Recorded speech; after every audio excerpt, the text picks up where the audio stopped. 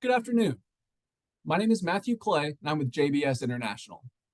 Thank you for joining us for today's webinar, Infectious Disease Management and Behavioral Health. Before we begin, I'd like to review some housekeeping items. Participants can earn continuing medical education credits by attending today's webinar.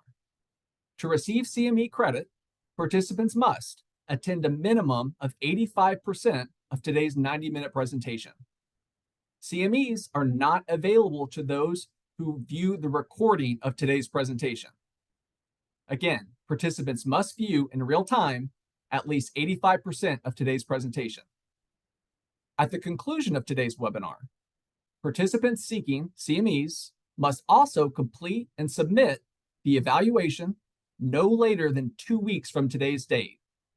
The surveys are anonymous, but to receive credit, you must complete the self-identifying question on the survey. A couple of other housekeeping items. Due to the high number of participants on this call, all participant lines will be muted for the duration of this webinar session. If you have any comments or questions, please submit them at any time by using the Q&A window. To open your Q&A window, please click on the Q&A icon that's located in the bottom center of your Zoom window. Closed captioning is also available. To turn on closed captioning, click the CC icon that's located at the bottom of your screen.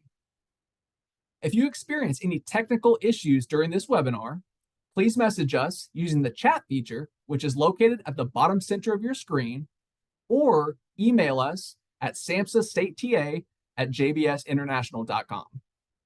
Lastly, this is a recorded event, and your participation grants consent to be recorded. The recorded webinar and PowerPoint slides will be available and sent to participants at a later date. Next slide. The views, opinions, and content expressed in this presentation do not necessarily reflect the views, opinions, or policies of the Substance Abuse and Mental Health Services Administration or the U.S. Department of Health and Human Services. Next slide. I'll now take a moment to introduce today's presenters. Dr. Jonathan Merman leads the nation's efforts to prevent HIV, viral hepatitis, sexually transmitted diseases, and tuberculosis. A retired 2-star Rear Admiral in the U.S. Public Health Service, Dr. Merman served as the incident manager for CDC's monkeypox response for 6 months, where he led the agency's efforts to bring accurate information, testing, vaccination, and treatment to communities affected by monkeypox, and worked to decrease health inequities associated with the virus. In 2021, during the COVID-19 pandemic, he served for several months as acting director of the Center for Preparedness and Response. From 2009 to 2013, Dr. Merman directed CDC's Division of HIV Prevention, during which time HIV incidents decreased in the United States, due in part to CDC focusing on more effective interventions and distributing resources based on HIV epidemiology. He previously served as director of CDC Kenya and HHS Public Health Attaché for the U.S. Embassy from 2006 to 2009, and as the director of CDC Uganda from 1999 to 2006. In Uganda, he oversaw implementation of the first antiretroviral treatment program funded by CDC outside of the United States. Captain Christopher Jones brings a wealth of experience to SAMHSA, having led substance use, mental health, and injury and violence prevention policy, program, and research activities for more than a decade. During his career, Captain Jones has served in a variety of leadership roles in the U.S. Department of Health and Human Services. Among these roles, he served as the director of the National Center for Injury Prevention and Control at CDC, the first direction of the National Mental Health and Substance Use Public Policy Laboratory at SAMHSA, as the acting Associate Deputy Assistant Secretary for Science and Data Policy, and director of the Division of Science Policy in the Office of the Assistant Secretary for Planning and Evaluation at HHS, and senior advisor in the Office of the Commission at the United States Food and Drug Administration. Dr. Jones is a captain in the U.S. Public Health Service and has authored more than 100 peer-reviewed publications on the topics of substance use, drug overdose, adverse childhood experiences, and mental health. Next slide, please. Dr. Merman and Captain Jones have no disclosures to report. Next slide, please. There are 3 learning objectives for today's presentation. Learning objective 1, to describe the syndemic of behavioral health and infectious disease using national public health data. Learning objective 2, name at least 3 structural interventions, frameworks, and/or approaches that have demonstrable evidence for reducing disease co-occurrence.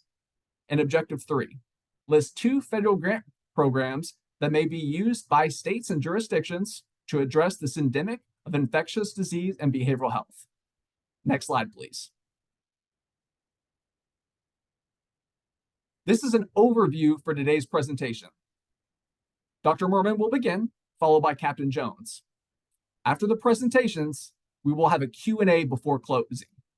A reminder, to submit a question for Q&A, please use the Q&A icon that's located on the bottom center of your screen. Next slide. I'm now turning it over to Dr. Merman to get us started. Dr. Merman?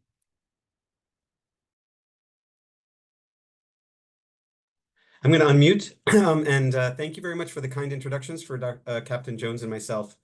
I wanted to start off by thanking Michelle Van Handel, who kind of leads the syndemic approaches to public health within my center at CDC, and has helped guide a lot of the approaches that I'll be discussing today. And what I'm going to start with is talk a bit about the epidemiology and science of the interaction between infectious diseases and substance use in the United States. Some theoretical ways that we can do a more effective job by approaching things holistically through a syndemic lens, and then highlight some things that can be done right now to improve the services that we bring to people by taking a syndemic approach. Next slide, please. So first, an overview of kind of the syndemic of infectious diseases and substance use. Next slide, please. So first, for HIV, what we've been seeing over the past 10 years is a slow decrease in HIV incidence. As you can see on the left, we started in 2010 with about 40,000 new HIV infections every year, and in 2022 we had about 32,000. So there's been a decrease over time, and each of those infections matters a lot, and so we've ultimately saved a lot of lives and money by doing this, but it's not fast enough, essentially. At the same time, what's happened is because we are doing a better job of diagnosing people, helping them access antiretroviral therapy, the number of people with HIV is actually increasing in the United States because mortality related to the virus has gone down so much. So we now have about 1.2 million people living with HIV in the country. Next slide. Unlike HIV infections overall, what we've been seeing for injection drug use associated infections is that there was a steady decline for a long time, and in fact, up until the early 2010s, I would discuss this as being the most successful kind of interventions we've had for preventing HIV was in people who use drugs, because we saw over an 80% decline since its peak in the 1980s. But more recently, as you can see, progress for drug use associated HIV has stalled, and we've essentially had about the same number of about 2,000 to 2,500 diagnoses that are associated with injecting drugs every year. And that presents a challenge. Next slide. At the same time that we've been having increased or stable incidence among overall among people who use drugs, what we have also been seeing is major outbreaks and clusters related to injection drug use. And so this is just a list of some of the places in the United States where we've documented outbreaks. They continue to occur, and they continue to occur alongside outbreaks of hepatitis C. Usually the hepatitis C, because it's 10 times more infectious, from sharing needles than HIV occurs first and is almost a omen for what will happen if we do not put in interventions to prevent the HIV transmissions that will be occurring alongside. Next slide, please. And as I was mentioning, you can see here on the left, we see the national outbreak of hepatitis A that we saw for 3 to 4 years, mostly among people who use drugs or experience homelessness.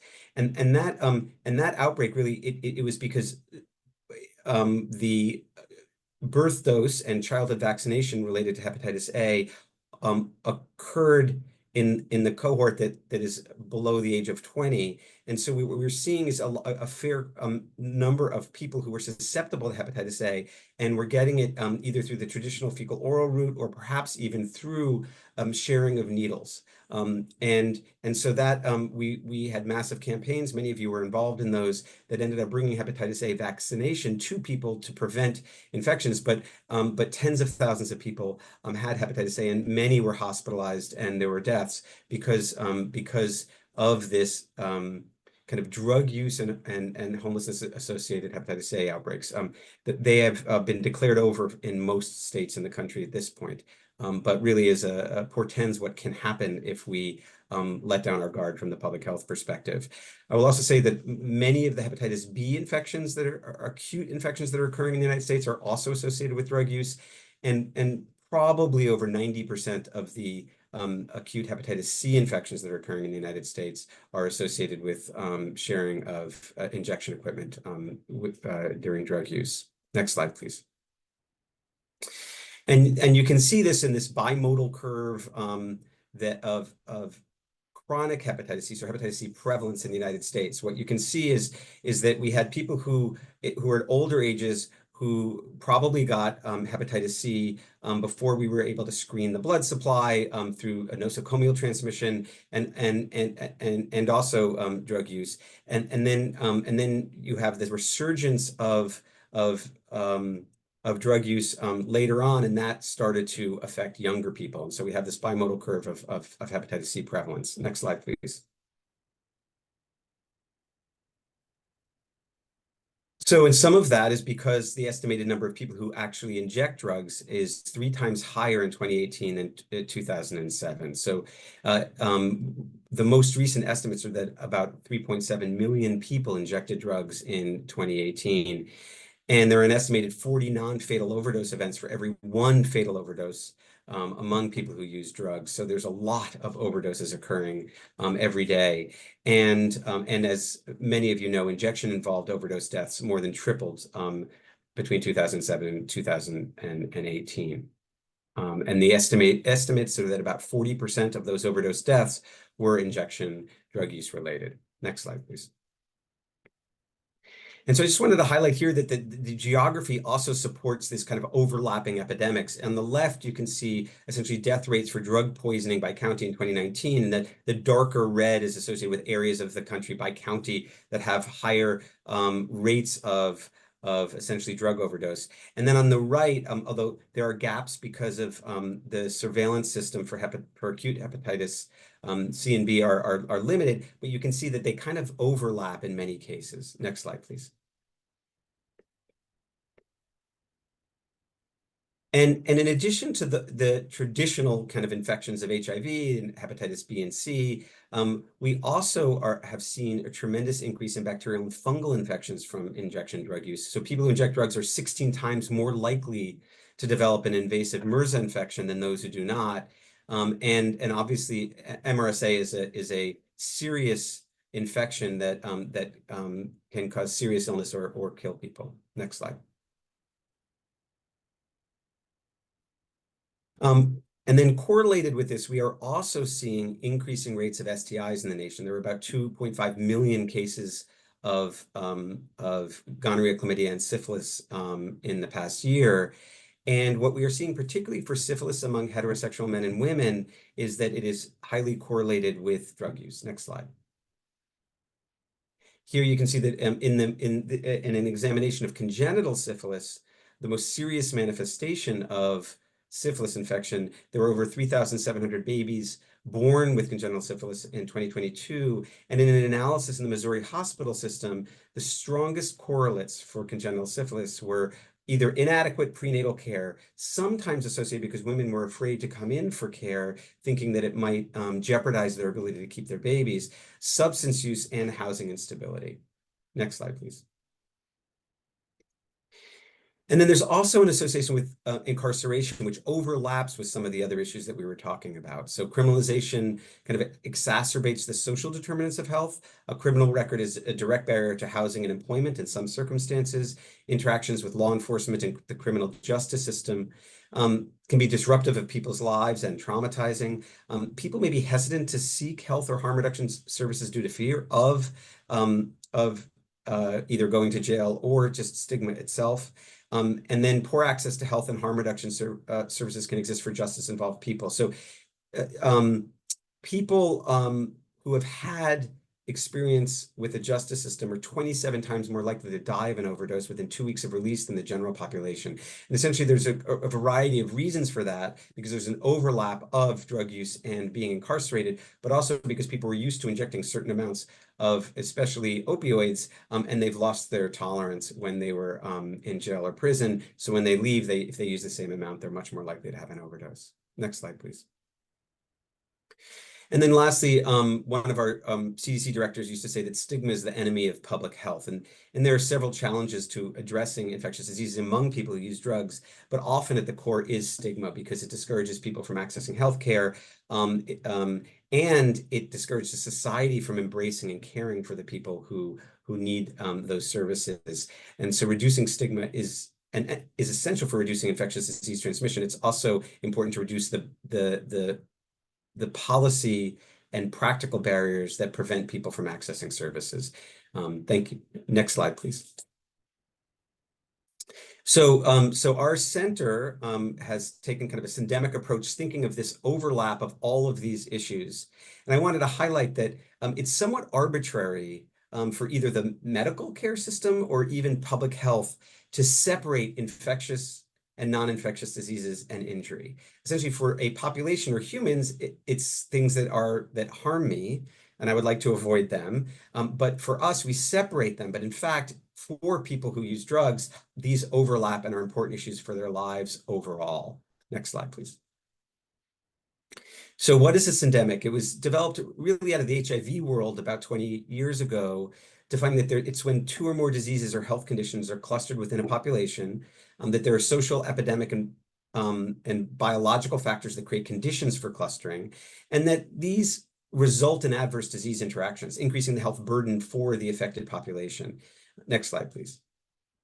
So given that there's been a tradition of thinking about a syndemic approach as being negative. These are bad things that overlap with each other, sometimes exacerbating, sometimes even amplifying, the negative outcomes. But we've started to think about, because these do overlap, are there ways for us taking a more holistic strategic approach that we can actually do better than if we were doing separate siloed interventions in themselves?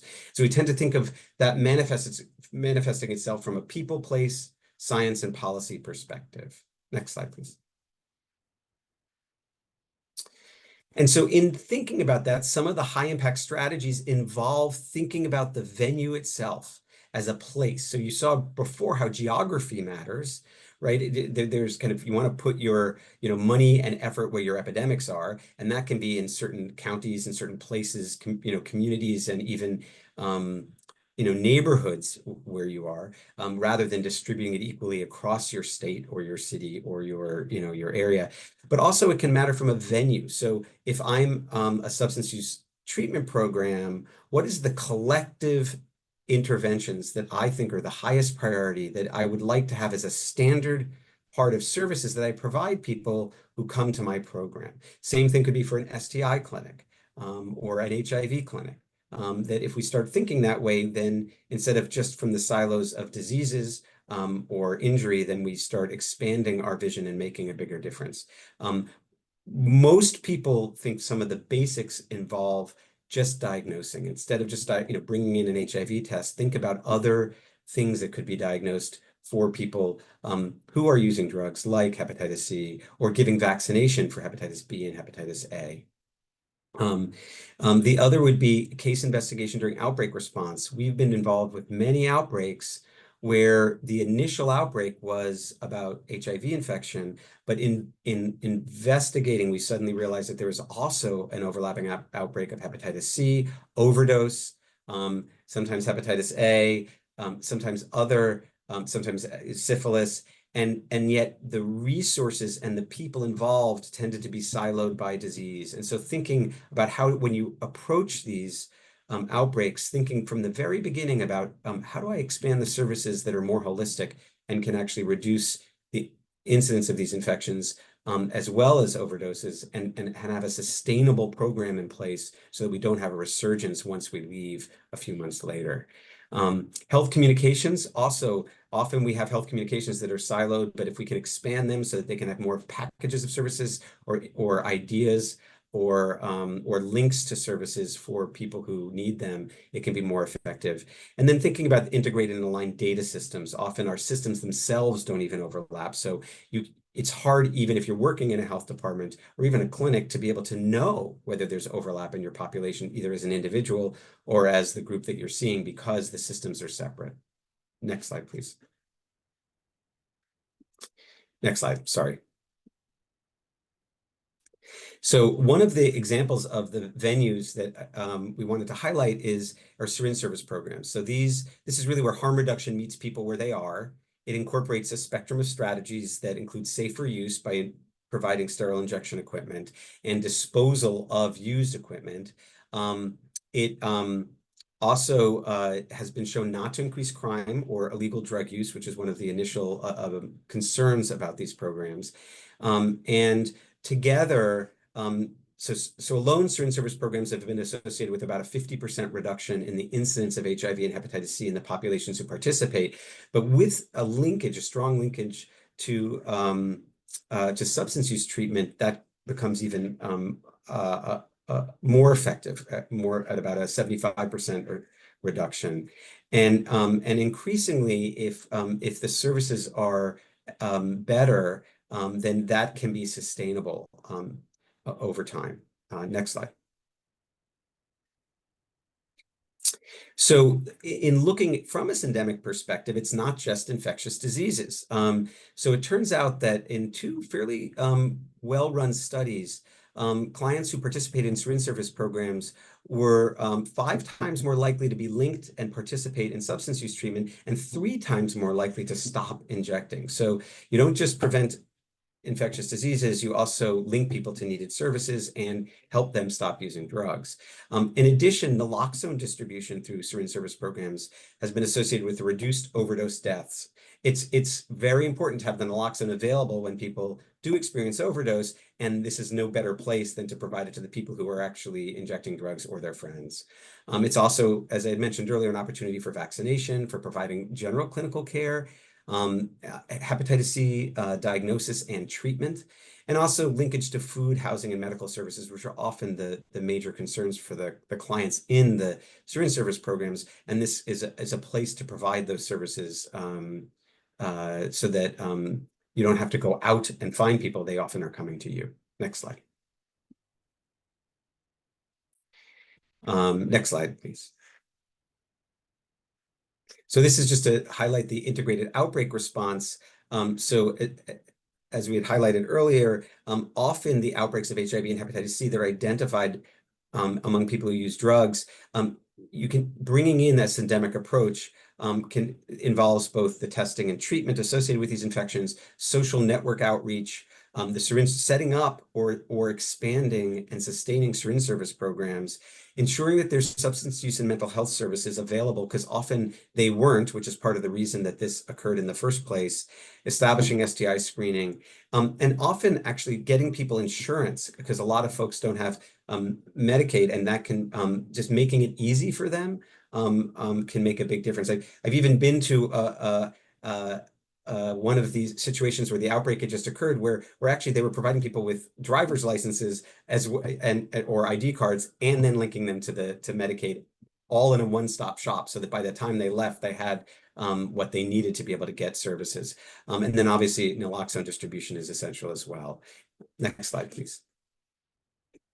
And then the estimates are that these kind of syndemic approaches can save a great deal of money as well as lives. Doubling hepatitis C testing and treatment would save over $3 billion over 10 years. And an analysis of syringe service programs in Philadelphia showed that they averted about 10,500 HIV infections over 10 years with a 1-year return on investment of about $243 million because HIV treatment is so expensive. So it's kind of putting in the effort now saves lives and money later. Next slide, please. So how do we leverage available resources? Next slide. So first, some cross-cutting funds are available. One is the CDC Public Health Infrastructure Grant, and this is a grant out of another center that supports health departments just to do the basic core work that matters for public health. It gives health departments a fair amount of flexibility to direct funds towards specific organizational community needs. But often, some of the work we're talking about is thought to have been covered by other parts of either CDC or the state or local health department, but that's not necessarily necessary. In fact, it's a great place to access what's needed most for the community and the health department. The second area I wanted to touch on is the opioid settlement funds. So it's estimated that about $55 billion will be available to state, local communities and tribal nations, and 85% must be used for abatement of the opioid epidemic. What better thing to do than this type of syndemic approach? And then within my own center, we have some funding flexibilities. So we support activities to diagnose, treat, and prevent syndemic infections. And that includes some specific things like applicants with the capacity to implement syndemic strategies are strongly encouraged to do so and are eligible to utilize up to 10% of the requested total funding amount to enhance these efforts. In addition, you can braid resources. So if you have some SAMHSA resources and you have some resources from us, you can make sure that there's a holistic program because you're using both of them to overlap, and you can mutually fund people or services themselves. Next slide, please. And then we also have a strong effort to try to see policy as a public health intervention or tool. In other words, the policies and laws can often have longer effects than specific programs, and that can be negative or positive. But if they're positive, we want to be able to maintain them over time. And so this initiative that we have invests about $7.5 million over 5 years to conduct analyses of laws and their effects over time on infectious diseases and other related syndemics. The aim is to strengthen the ability of the public health decision makers to identify, assess, and implement some of these evidence-based policies. And we have kind of learning laboratories to support policymakers to gain knowledge on how they can achieve reductions in morbidity, mortality, and some of the disparities from our infections and the related syndemics. Next slide, please.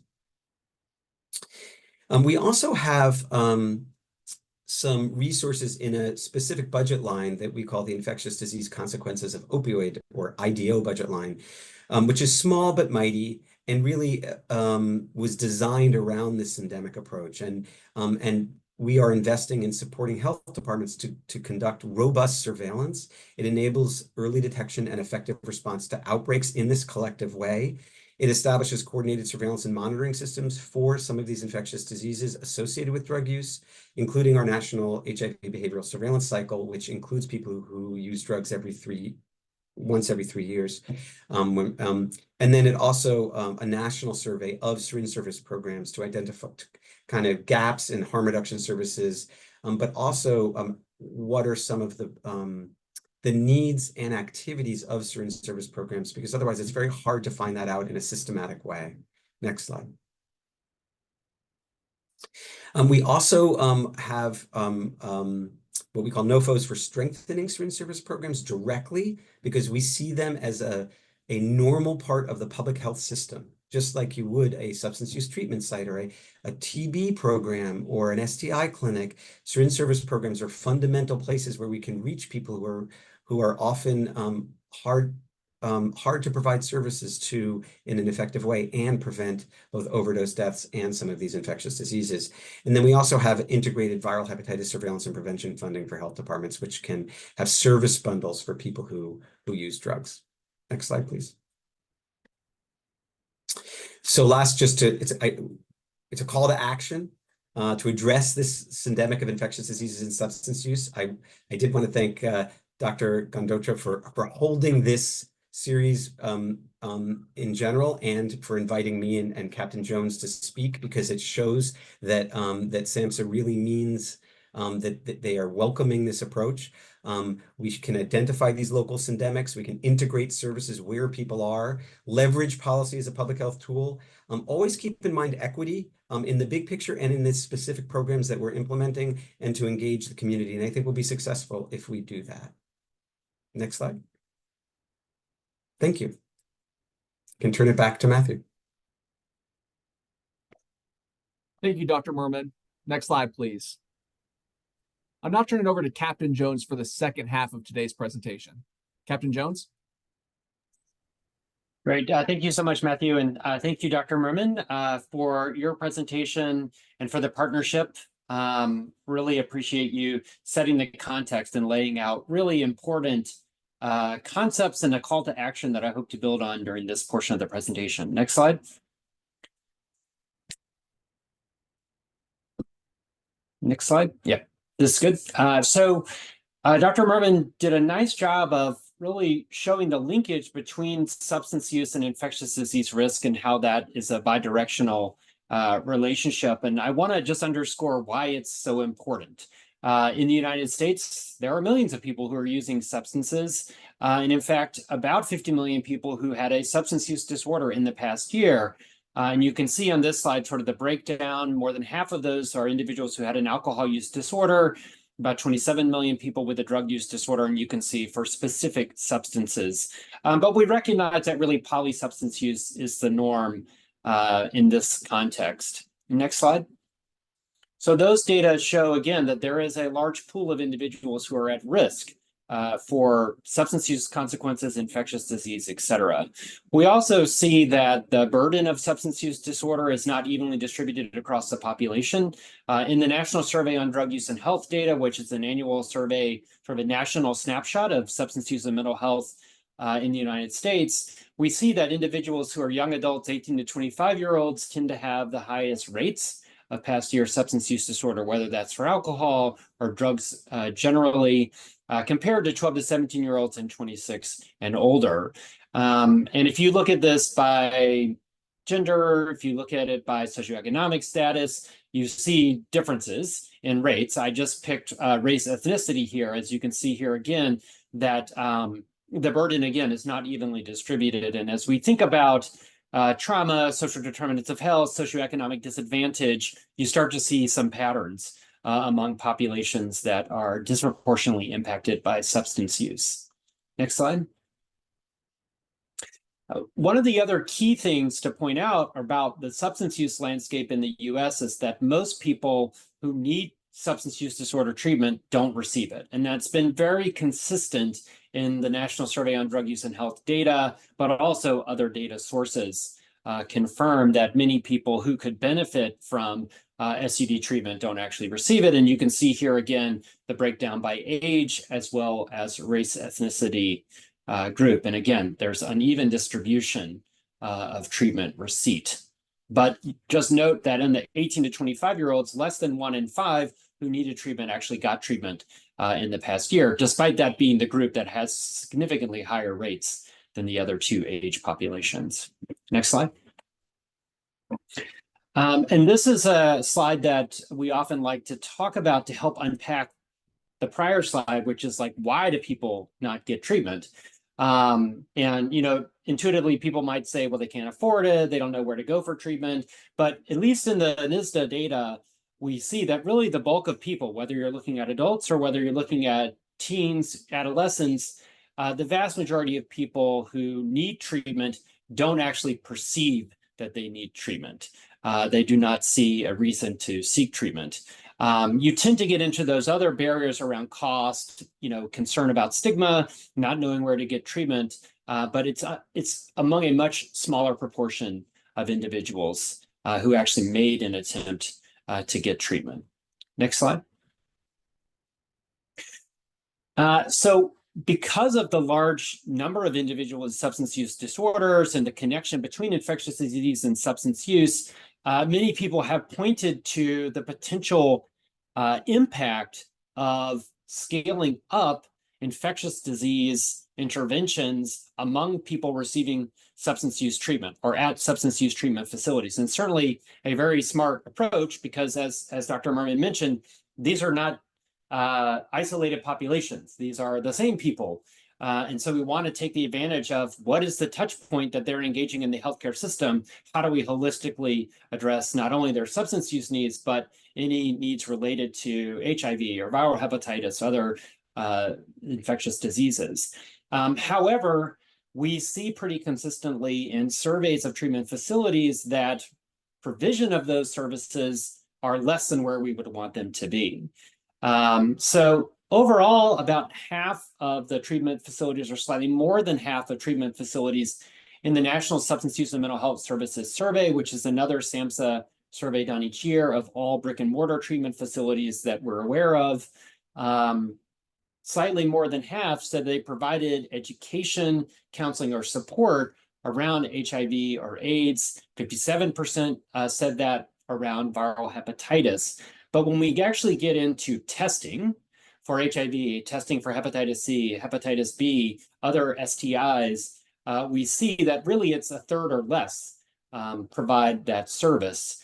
And it gets even lower when we actually talk about pharmacological interventions or medical interventions like vaccinations for hepatitis A or hepatitis B, which you can see here is about 12%. So, 1 in 8 or so provided that service. And then for early intervention for HIV or PrEP or medications to treat HIV or hepatitis C, you can see here, 11, 12, 13%. So we have a population that has disproportionate burden of infectious disease. They have a touch point with the health system, yet we are not necessarily optimizing that touch point to address that issue. So again, certainly opportunities in the treatment space. But again, that's among the smaller proportion of people who are actually getting treatment. Next slide. And that's really the next point is there are lots of people who are using substances who don't have a use disorder. And, even fewer of those who have a use disorder actually have a touch point with treatment. And so we have to take a broader perspective of how are we engaging? Where are the points of engagement with individuals who are using substances if it's not treatment spaces? Where are they going in communities? Where are those touch points? Who are trusted individuals that could help to advance our goals of reducing harm, whether that's infectious disease or substance use related harms like overdose. And I don't think we talk about this enough. It's really important to point out that, the vast majority of people who are using substances actually don't meet criteria for a past year use disorder. Next slide. This is just a slightly different way to look at the NISDA data. I was particularly interested in people who reported injection drug use in the past year in the NISDA, and I will definitely caveat that past year injection drug use in the NISDA is an underestimate for sure. But among those who did report past year injection drug use, you can see here the breakdown by the individuals who reported use of these different substances. What proportion of those individuals had a use disorder or did not? So again, conventional wisdom might say, oh, if you're injecting drugs, then you must have a use disorder. That's not necessarily the case. And you can see there are some differences when you start to get to things like methamphetamine or illicit opioid use like heroin or illicit fentanyl. You do see a larger proportion of individuals who have a use disorder, and that's not surprising. That's pretty consistent with other research. But again, even among people who did report injection drug use, there are opportunities to engage with those individuals beyond thinking about everyone having a use disorder. Next slide. And the last thing I'll say on the substance use sort of landscape side is that we're in a very dynamic situation. Starting in 2013, we saw the proliferation of fentanyl and synthetic opioids into the eastern part of the US. That's really made its way throughout the rest of the US in recent years, and the proliferation of counterfeit pills has enabled spread of highly toxic, unpredictable substances. But we've also seen patterns shift. And this is important to take into account as we think about who are the populations at risk for substance use-related harms, for infectious disease. And one thing to point out from a recent CDC report using data from their state unintentional drug overdose reporting system, or SUDRS, is that among the deaths in that database, which is a large number of states reporting very specific information on drug overdose deaths, they found that there was a shift from people reporting injection to people having evidence of smoking as a leading route of use of substances among people who died from an overdose. And again, this calls into our view an important point that syringe services programs, as Dr. Merman rightly mentioned, are a really critical life-saving place for people to engage. But if you smoke and you don't inject, it may not be intuitive for you to think about syringe services as a place where you should go, because that historically has been a place where people who inject drugs would engage. So I think we have an opportunity to also better message that there are life-saving resources and supports and empathetic, compassionate individuals to engage with, regardless of any route of drug use that you're engaging in. And SSPs have those services that can be provided to individuals, even if you're smoking and not injecting. Next slide. Next slide. So taking those data around substance use patterns, the fact that people are at risk for harms that don't have use disorders, and just the many years of individuals who use drugs being stigmatized, marginalized, overcriminalized. In the last several years, under this administration, we have really raised up harm reduction as an equal pillar to our work in the substance use and overdose prevention space. And I have to give props to Dr. Merman's center, who was doing harm reduction work long before we could even use the word harm reduction in federal agencies. So they certainly have been leaders in this area, building on harm reduction movement, really coming out of early HIV prevention work.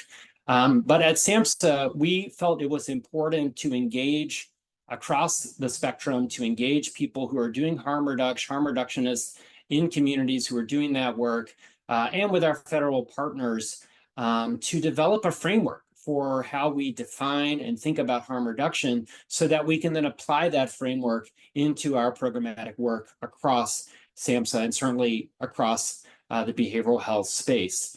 CDC, ONDCP were also partners in this effort, which was a meeting that was done a couple of years ago. And then over time, we have worked with a harm reduction steering committee of external folks to craft this framework, which we launched earlier this year. So under this framework, we define harm reduction as a practical and transformative approach that incorporates community-driven public health strategies, including prevention, risk reduction, and health promotion, to empower people who use drugs and their families with the choice to live healthier, self-directed, and purpose-filled lives. Harm reduction centers the lived and living experience of people who use drugs, especially those in underserved communities, in these strategies. And I read that out because it's an important component of sort of defining harm reduction as SAMHSA sees it. But within the framework, next slide, we also laid out pillars, practices that can help contextualize harm reduction, because oftentimes people may think of harm reduction solely as the interventions. And we felt it was really important to think about not only the interventions that might be part of harm reduction, but also harm reduction as an approach to engaging with human beings. And how do we engage with people who use drugs, with people with lived experience to advance that work, engaging with people, meeting them where they are, and engaging in empathetic, compassionate ways that every person has inherent dignity and value. So you can see here the 6 pillars of the framework, which get to some of those bigger concepts. Next slide. We also laid out 12 principles in the framework, which again, even if you're not a community-based harm reduction program, these principles are certainly applicable to how we engage with individuals. And as Dr. Merman mentioned, stigma is such a significant barrier at both a policy and an individual level.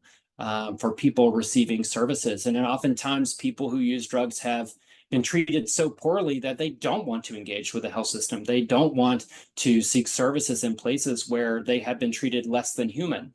And so these principles are really a way to think about how do we show up? How do we engage with communities? Next slide. And then the last is core practice areas. So again, sort of getting towards the operationalizing of the framework, you've got sort of concepts, you've got approaches to how you engage, and then what can we be thinking about for practice areas? So safer practices, again, that's sort of bread and butter of harm reduction, talking about how to reduce risk, provision of supplies and materials that help to reduce risk, but also thinking about safer settings, access to housing, places for practicing safer use, receiving trauma-informed and stigma-free care, access to healthcare, safer transitions to care, a sustainable workforce and field, and sustainable infrastructure. Next slide. And if you're not familiar with the concept of harm reduction, although that's not likely the case, but if you are, harm reduction is in our lives every day. We wear seatbelts when we drive cars. We wear helmets, hopefully, when we're, riding motorcycles or bicycles. We wear sunscreen. We have child-proof caps so kids don't get into potentially toxic medications. So throughout our life, there are things that are just very routine that are in fact examples of harm reduction. And then we're essentially applying the same ideas to reducing risk associated with substance use. Next slide. It also may be helpful for some folks to see prevention and harm reduction sort of on a spectrum. There's primary prevention activities, which are really looking at preventing initial use or delaying use of substances. And then you start to move towards secondary and tertiary, where you're identifying individuals who are at risk or have started to engage in substances, and then the spectrum of people who are having problematic use of substances or experiencing harms. So they are part of the behavioral health continuum and can operate in complementary ways. Next slide.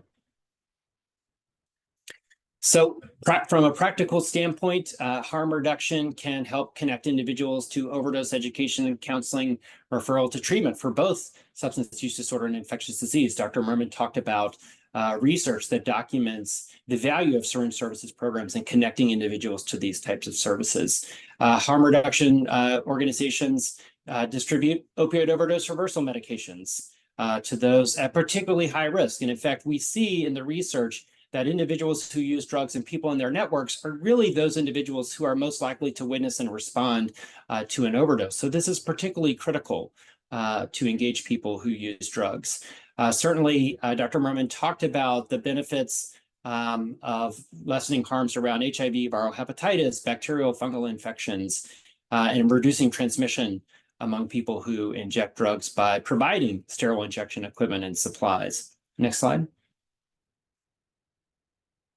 And we certainly know that engaging with individuals, connecting them to life-saving resources like medications for opioid use disorder, addressing other social and health challenges that are going on are an important part of harm reduction. But I think, beyond those interventions and linkages, it is also really an important approach to reducing stigma, to normalizing compassionate care, empathetic care, treating people with dignity and respect. And so it is really a philosophy or an approach to healing and engaging people directly and having people who have lived and living experience helping to lead the work and continue to build community and increase protective factors among people who use drugs and their networks.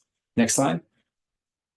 And at SAMHSA, we readily recognize that we are late to the game. People in communities have been doing this out of necessity for many, many years because nobody else was doing it. But we were certainly excited when we received supplemental funding during the COVID pandemic to have our first harm reduction grant program, the first appropriation to SAMHSA specifically for harm reduction. It was a $30 million program, and it was really intended to fund community-level organizations to implement a wide range of harm reduction services, including substance use, infectious disease, overdose prevention, fentanyl test strips, xylazine test strips, really the whole complement of comprehensive community-based harm reduction. So that program is soon to be moving into its third and final year. So we are starting to see the successes of the reach of those programs and the tremendous public health value of investing in those community organizations. Next slide.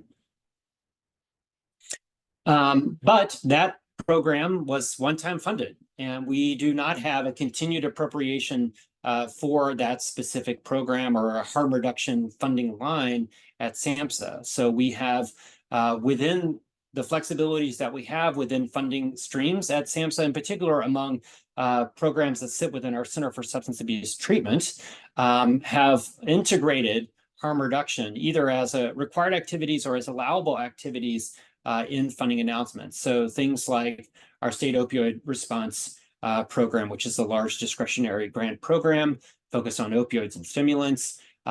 Certain aspects of our substance use prevention treatment recovery services block grants can be used to support naloxone provision, distribution, syringe services programs under certain conditions.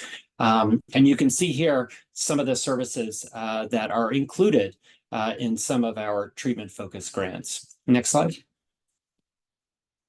And we do have a harm reduction page on the SAMHSA website if you're interested in identifying the particular types of harm reduction supplies and services that can be purchased and used with different funding streams from SAMHSA. And you can see here opioid overdose reversal medications, various drug checking supplies, safer sex kits, including condoms, sharps disposal, wound care, lock boxes, test kits for viral hepatitis and HIV, food as it relates to providing services, nicotine cessation therapies, and other injection equipment. As a federal agency, we always have to be very clear about injection supplies. With the exception of the harm reduction program, our funding cannot be used to purchase syringes and needles or other drug paraphernalia. And then there is a prohibition on safer smoking kits, in particular pipes, pipettes, and other drug paraphernalia across our programs. Next slide. And then these are additional harm reduction supplies, as you can see here, which again get to many of the syndemic aspects that Dr. Merman talked about earlier. Next slide. So that's sort of the program side of our work. And Dr. Merman talked about the changing epidemiology of infectious disease and sort of the overlap with infectious disease and substance use. And really the importance, and I think really at this point, the absolute necessity of taking a syndemic approach to these efforts. So there are a number of federal efforts that have emerged over the last several years that are really driving these activities, where SAMHSA, CDC, HHS, FDA, NIH, other agencies within HHS, and even other executive branch agencies are working together to address these syndemic issues. Next slide. A key driver of that is the STI National Strategic Plan for the US that covers the years of 2021 to 2025. And you can see here the goals around preventing new STIs, improving the health of people by reducing adverse outcomes of STIs, and making investments in research, technology, and innovation, reducing health disparities and inequities, and then really thinking about integrated, coordinated efforts. And again, this gets to the syndemic approach, but this does provide an organizing framework for much of our work together. Next slide. And Dr. Merman mentioned the resurgence of syphilis, which has become a particular concern and is very much linked to substance use. So SAMHSA has been an active participant, and I'll say, Dr. Gandotra, Kristen Roja from our Center for Substance Abuse Treatment have been leading a lot of these efforts in the interagency for SAMHSA to get information out to SAMHSA grantees, to other colleagues, to talk about how SAMHSA funding can be used to support this issue. Again, recognizing that the populations who have touch points with SAMHSA providers and grantees may be experiencing these challenges. So you can see here a variety of links to letters that we've sent out to provide information around funding that can be used to support these efforts. Next slide. Here's just an example of the Dear Colleague letter that we issued earlier this year. And again, SAMHSA grants can be complicated. It's not always clear exactly what is allowable or required activities. So we use these letters not only to raise visibility of particularly important and emerging issues, but also to provide clarification for how funds can be used to help address the challenges that communities are facing. Next slide. And again, just because of the significant concern around syphilis and congenital syphilis in particular, there was a task force that was stood up. SAMHSA, CDC, many others are part of that. But again, it is to be more intentional and organized as an agency. As Dr. Merman so nicely laid out, we can be very inefficient at times if we are not working together, if we're not thinking about how do our systems overlap, how does our funding overlap, and how can we optimize our investments, recognizing that we don't have enough resources to address the challenges we're facing, but how do we optimize the resources that we have? Next slide. And last couple of slides, just wanted to highlight in this section just some grant opportunities. As I mentioned, the SOAR grants sit within our Center for Substance Abuse Treatment's about $1.5 billion investment to states to focus on expanding access to MOUD, to prevention services, to naloxone recovery support services. So a really important investment in addressing the opioid crisis and the overlap that we've been talking about today. We also released a very small, but hopefully mighty funding announcement just recently called the Syndemic Approach to Preventing HIV and Substance Use Among Racial and Ethnic Minorities. This is a program that came out of my center, the Center for Substance Abuse Prevention, focusing in really on cis and transgender Black female individuals and others in the southern portion of the United States who are experiencing disproportionate impacts of HIV, viral hepatitis, STIs, substance use, and mental health outcomes. And this was supported through funding from the Office of the Assistant Secretary for Health. We'll have 4 grantees under this program. So like I said, it's a fairly small program, but we are hoping that it can be a model for how we think about syndemic approaches to address these shared and interrelated issues. And then, of course, SAMHSA has had for many years Minority AIDS Initiative funding, both in the treatment and prevention side. This year, we actually braided funding between treatment and prevention for the SUD Prevention and Treatment Pilot Program. Again, building in elements of prevention, treatment, harm reduction, recovery support to try to holistically address these issues that we have been talking about. Next slide. We also have the Community Mental Health Services Block Grant, again, another large pot of money that goes to states, sort of a formula grant to states, along with our substance use block grant as well. And I mentioned earlier that there are resources to be utilized in that space to address the syndemic of substance use and infectious disease. Next slide.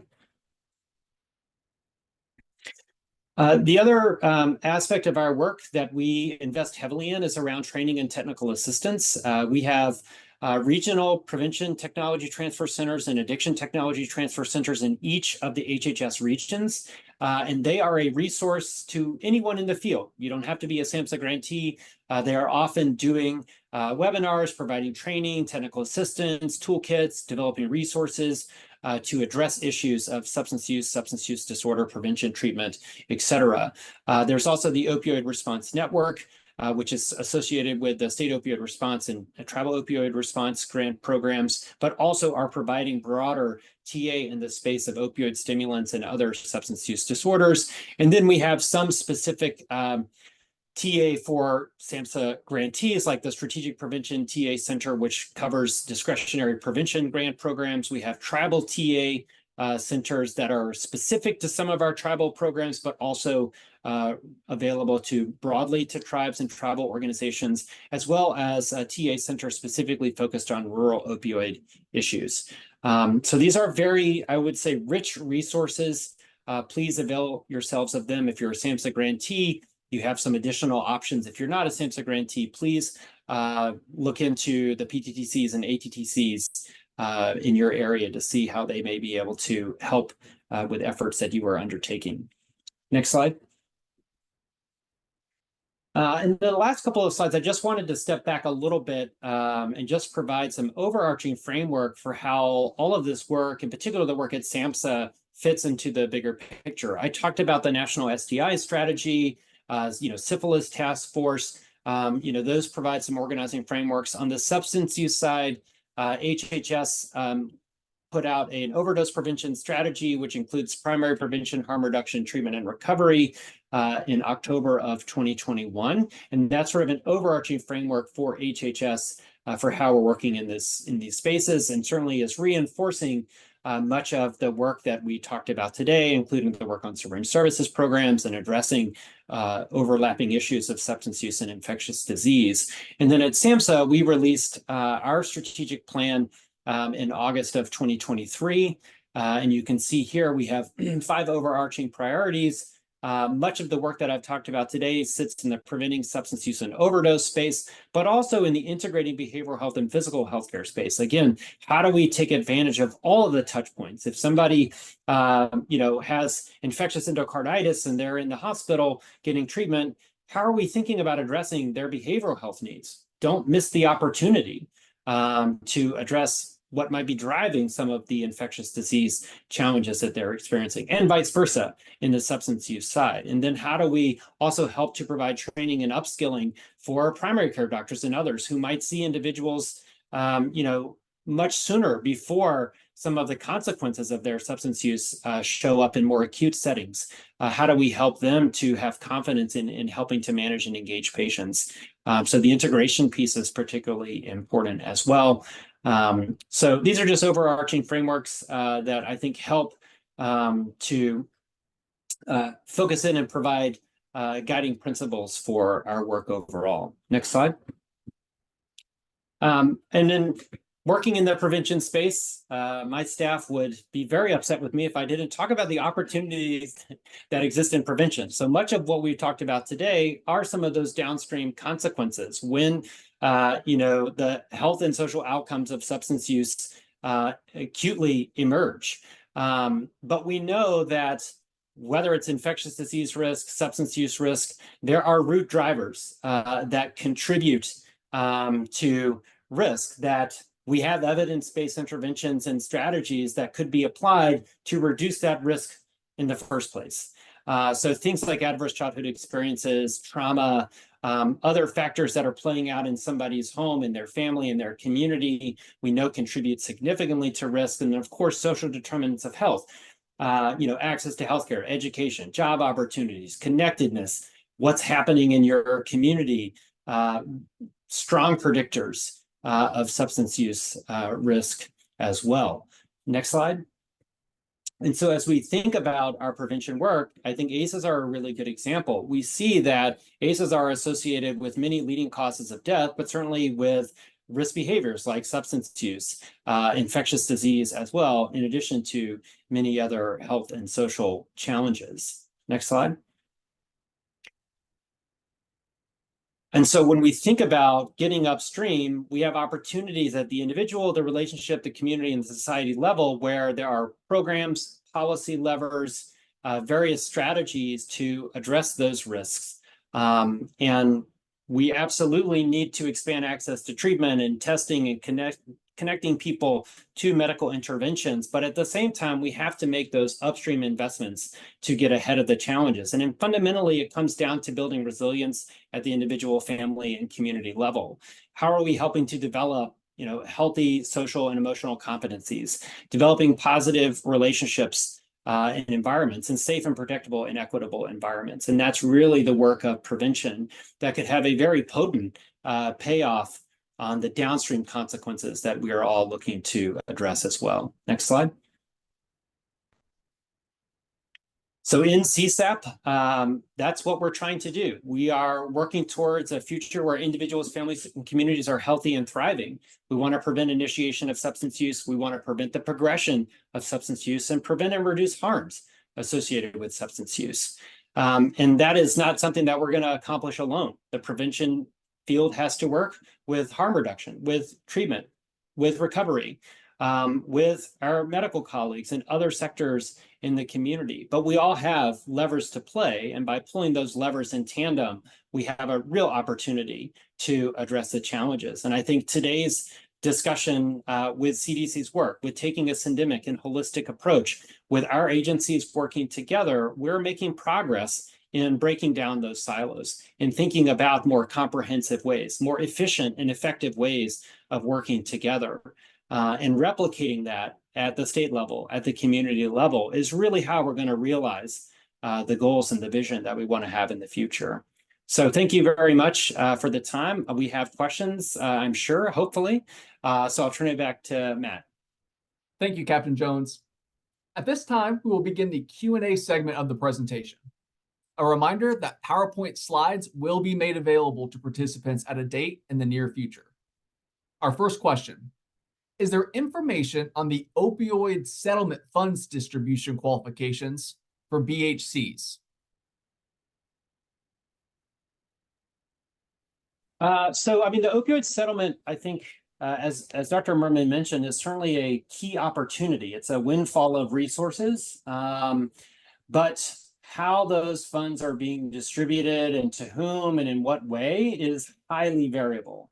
And in fact, the federal government doesn't really have much of a role other than trying to provide information about here are best practices, here are, investments in syringe services programs, or think about, syndemic approaches as you're making investments. But each state and even some localities, some are part of the sort of broader multi-district litigation. Some have their own agreements with different manufacturers and distributors.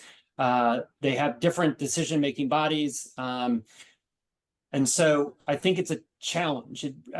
It's a challenge to really understand how best to organize around those funds.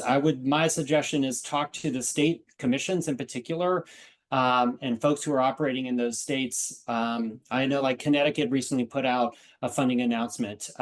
Kentucky has been doing that as well. I spoke to Kentucky's Opioid Abatement Commission around prevention a couple of weeks ago. So we're trying to engage with states and to provide, here's the evidence for what we know works. These would be the places where, investments could reap the biggest public health benefits. But it is complicated. Some states have agreements where the vast majority of the money goes down to the county level. And so at the individual county, they're really making those decisions. And some, states have maybe 15% and counties have 85%. So it's very complicated decision making and largely decentralized. Our next question: what do the demographics of cannabis use disorder look like based on race, ethnicity, and age?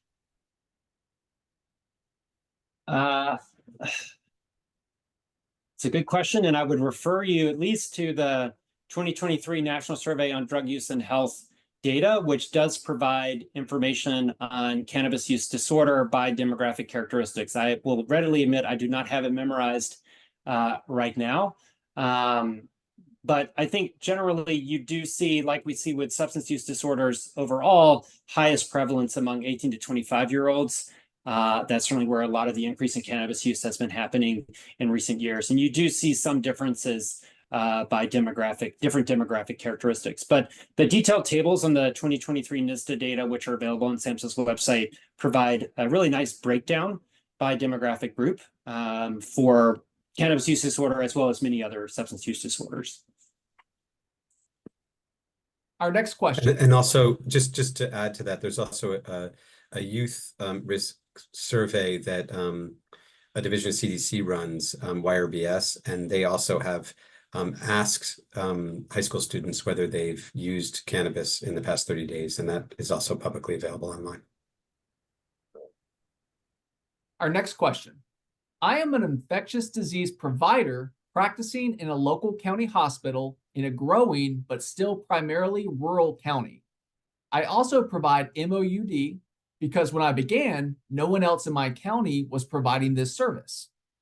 What can I do to raise the awareness of other providers, especially primary care providers in my area, that there is this syndemic interaction between infectious diseases and substance abuse, and we as providers need to address this?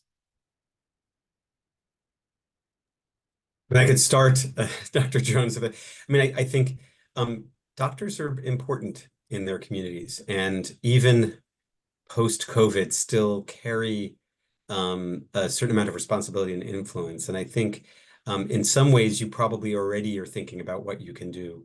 But it's to raise the issue and then to be persistent, if not annoying. And then thinking about the leverage spaces where you can change things. So, bringing that information to certain meetings of the local government, making sure that your colleagues can join you, getting online and maybe even having, online communities kind of supporting this approach, and obviously working with the local partners that you probably already do who are thinking about this and work with people who use drugs and people with HIV and people with hepatitis. And so kind of thinking about all of that together. My experience, I think Captain Jones has been that when you start talking about syndemics, it naturally makes sense to people. They kind of like this. It's almost like a holistic primary care approach on the individual level brought to the population level. So we want to think about the whole population, how we can best help folks. And the challenge that we have is, how do you prioritize? Because it's not everything. It's not taking money for one thing and giving it to another because I care more about it, which is, to be honest, one of the first reactions some people have. It's actually thinking, how can I enhance the goal of resources or the public health system or my clinic by thinking about very specific things that, if we do them, will both improve the health of people more effectively and efficiently than I would have otherwise, and make better use of the resources. Our next question.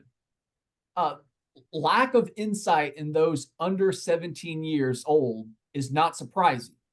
However, adults in their lives should play a role in assisting them with that issue. In this group, what is the main substance of misuse? Among high school students? So alcohol is the most commonly used substance, followed by nicotine and cannabis, and that's very consistent. Certainly there are, young people who are using opioids illicitly or prescription opioids, using, methamphetamine, cocaine, but the prevalence, at least from national surveys, is much lower than alcohol use. I mean, even if you look at past month binge drinking, the prevalence among youth is substantially higher than past year use of illicit drugs, not non-cannabis illicit drugs. So I agree that parents are a really important resource for kids, and we see that especially with younger kids, parents are probably the most important influencer. Obviously, that shifts a little bit as teenagers start to develop peer networks. But we have a campaign called Talk They Hear You, which is an adult-oriented campaign, but really focused on providing parents, teachers, school administrators, and others with those skills to have conversations with kids, with their kids, with other kids in their life. But we consistently see in the research that positive adult role models, whether it's family members or not, are an important protective factor for reducing substance use among young people. Our next question. Other than condoms, testing, and PrEP, what are some other preventative measures for college students? There are a lot, but I think one that I'd want to mention is new. And this is doxycycline post-exposure prophylaxis, or doxy-PEP, which CDC has just recently produced some guidelines on, and very quickly following 3 randomized trials. But it involves taking one single dose orally of doxycycline within 72 hours of having sex, and it reduced the incidence of syphilis, gonorrhea, and chlamydia by about 2/3. A little bit better for syphilis and chlamydia than gonorrhea because there's some tetracycline resistance among gonorrhea. And so the studies that were effective were conducted in gay and bisexual men and trans women.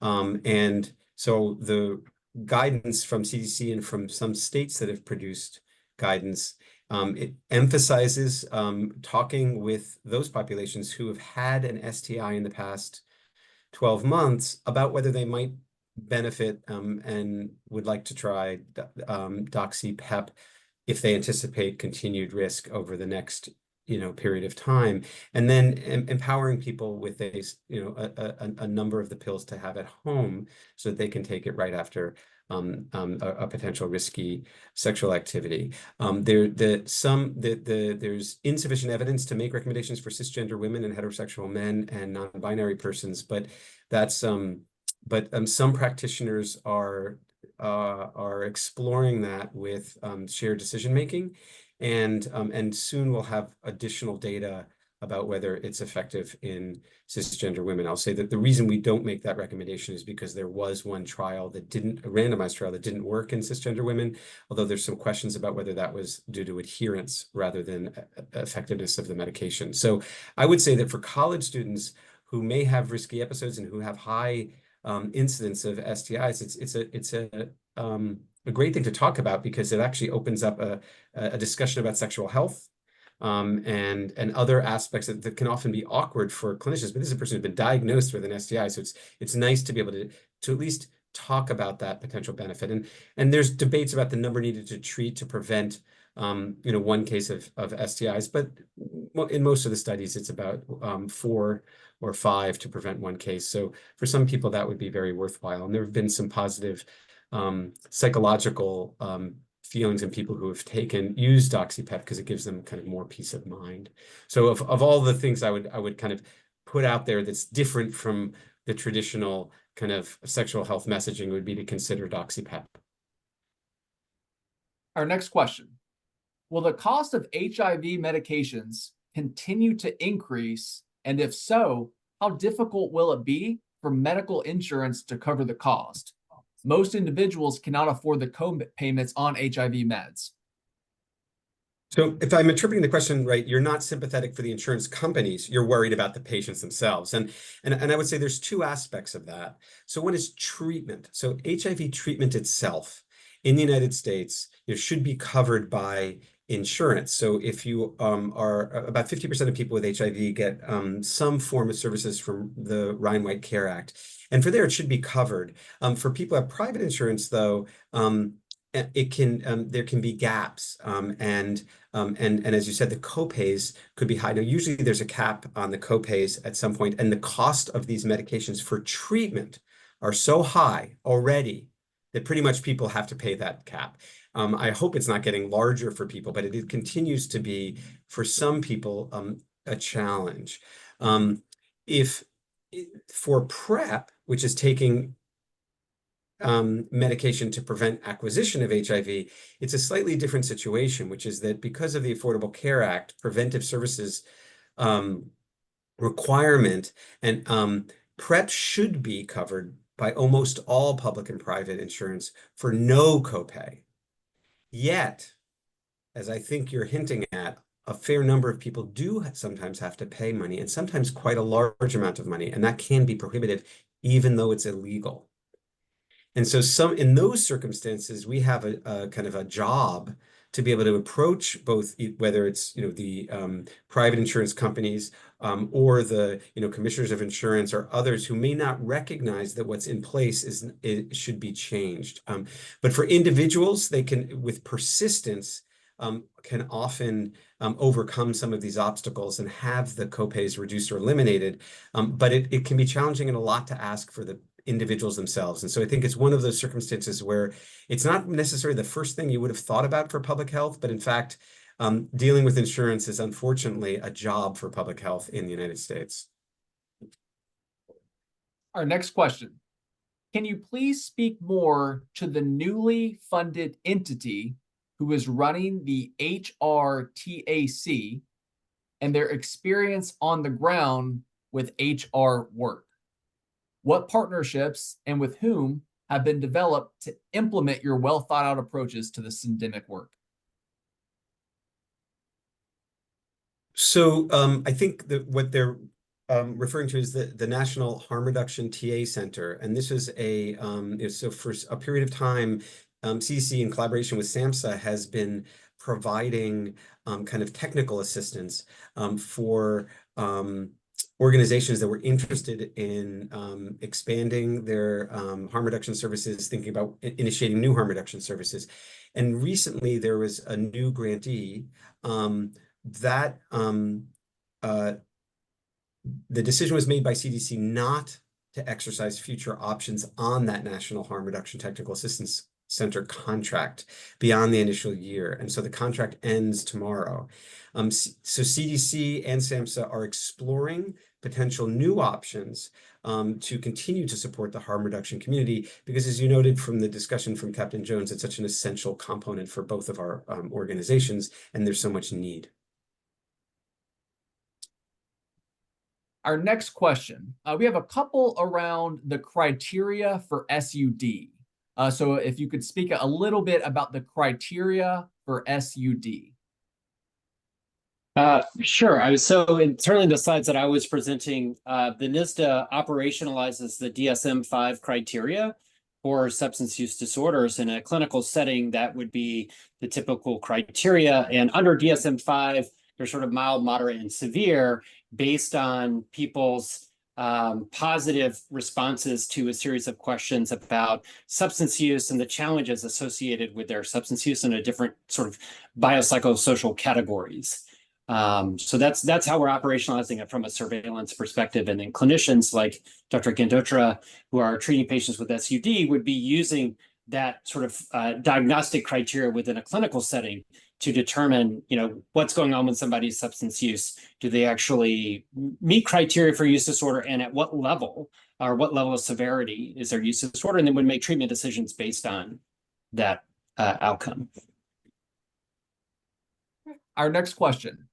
For someone who's interested in learning more about the relationship between ACEs and addiction, what's the best data set for them to dive into?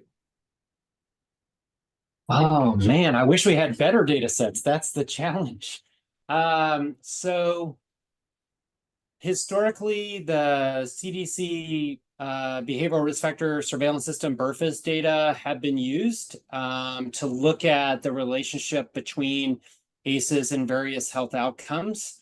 When I was in the injury center, we did a vital signs on ACEs, probably 2019, where we looked at the BRFIS data, and you can see sort of the attribution of ACEs to things like smoking, alcohol use, various forms of heart disease, cancer, leading causes of death. So that's one data source that's been used. We use the NESARC data, which was formerly a surveillance study conducted by NIH that looked at substance use disorders in the lifetime in the past year and asked questions around ACEs. But the last cycle of that survey was 2013. We published a paper a couple of years ago looking at stimulant use disorder and ACEs. So it's a very good data set because it actually had the ACEs questions and the substance use disorder questions, but it's old. More recently, CDC has invested in the YRBS data, which Dr. Merman talked about earlier, to add questions around ACEs. So you could look more proximally among young people who are experiencing ACEs and their health risk behaviors. But YRBS does not ask questions about use disorder or addiction. It just asks about either current past 30-day use or in some cases lifetime use of substances. So we're really challenged in having the optimal data set. There are other data sets that ask ACEs questions, but they don't ask substance use questions, and vice versa. So it is an area that CDC's Injury Center has been working on in recent years, as well as other agencies like HRSA and SAMHSA, because there is such a strong link between exposure to ACEs or traumatic events early in life and the outcomes that we're all interested in preventing. But we are constrained by the surveillance systems we currently have. Our next question. Do you have suggested resources or references defining infection prevention and control roles and responsibilities for healthcare personnel providing behavioral health services in their different settings?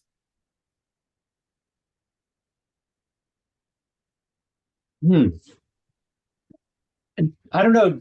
I know that there certainly were some resources put out during COVID in that context, but I imagine there's probably something in the SAMHSA store. Jim, you may know better. Yeah, I'll jump in for a moment. We do have a guidebook for management of HIV and behavioral health settings that could be adapted for other infectious diseases. That does describe some models, and I would refer to the SAMHSA store, but also we have our technology transfer centers that may be able to provide real-time answers with regard to models that may be specific for your community as well, that they can answer perhaps a more nuance than just a guidebook would. We'll have time for just one or two more questions. Our next question. There's a lot of patients that want to get help, but there's no resources that accept medical, or it's limited. And a lot of times they have to have a pre-authorization. That's if the patient meets criteria. How can patients get into treatment that doesn't require so many barriers?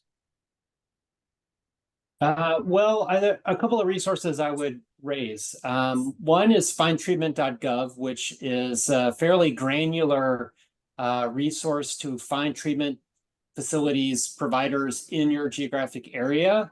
And the idea being you can find out what types of treatment are provided, what types of insurance is accepted. But we know the reality for some people is that even if a provider says they accept Medicaid, when you show up or you call them, they actually say they're not accepting any Medicaid patients. So there are broader systemic issues that the Department of Health and Human Services is trying to work on. And in fact, SAMHSA just partnered with the Center for Medicare and Medicaid Services on a National Academies study that really looked at what are the recommendations for how we break down some of these barriers, whether it is adequacy of the behavioral health workforce in particular areas, its credentialing, its payment policy. So I think, you know, there are resources where you can find providers. It's not always a guarantee that you would be able to gain access. So we are trying to take steps to help support improved access, working with our Medicaid and Medicare colleagues. There was a recent rule that was put out around parity coverage for behavioral health services. So there are a lot of activities that are happening, but will take some time to take root to address the challenges that we hear all too often of patients not being able to find access to services, in particular, people who have Medicaid. Our next question. Because there's no proven biomedical intervention for meth treatment, contingency management / patient incentives are most effective in preventing a return to use. Is there a policy from the federal government that clearly states that federal funds can be used to purchase patient incentives? There are a variety of policies that talk about contingency management. Some of them vary across different agencies. SAMHSA has put out information in its state opioid response funding application. We've worked with the Office of the Inspector General, who's also put out information on contingency management. In fact, there's a whole interagency work group talking about contingency management. I think we recognize that there is still opportunity to improve, in particular, with methamphetamine and stimulant use disorders. Medicaid has also approved some waivers, like in California, to expand access to contingency management. So we recognize the challenges and are trying to work through the interagency to address those challenges as best we can. All right. And our final question. Has there been any new data on HSV-1 and HSV-2 regarding a future cure? So fortunately, the answer to this is short, and unfortunately, it's no. There's a fair amount of research both for a herpes vaccine and herpes treatment and better diagnostics for herpes, all of which are really disappointingly poor. But there has been, although there are still some potentially encouraging early data, there's no recent phase 3 trials that show encouraging results for herpes treatment. There are, by the way, drugs that can suppress outbreaks still, but not cure people of HSV1 or HSV2 yet. Thank you, Dr. Merman. Thank you, Captain Jones. This concludes our Q&A portion of the webinar. As a reminder, the recorded webinar and PowerPoint slides will be made available and sent to registrants at a later date. Next slide, please. A reminder, participants can earn continuing medical education credits by attending and participating in today's webinar. To receive CME credit, participants must attend a minimum of 85% of today's presentation in real time and complete and submit the evaluation no later than 2 weeks from today's date. The surveys are anonymous, but to receive credit, you must complete the self-identifying question on the survey. All attendees will receive a link to complete a survey at the conclusion of today's webinar. The survey link will be sent via Zoom directly following today's presentation and again 24 hours later. We ask that each of you take a few moments to complete the evaluation as your feedback helps shape future webinars. As we wrap up today, another thank you to our presenters, Dr. Merman and Captain Jones, Dr. Gandotra, and thank you for each of you for taking the time to be here this afternoon.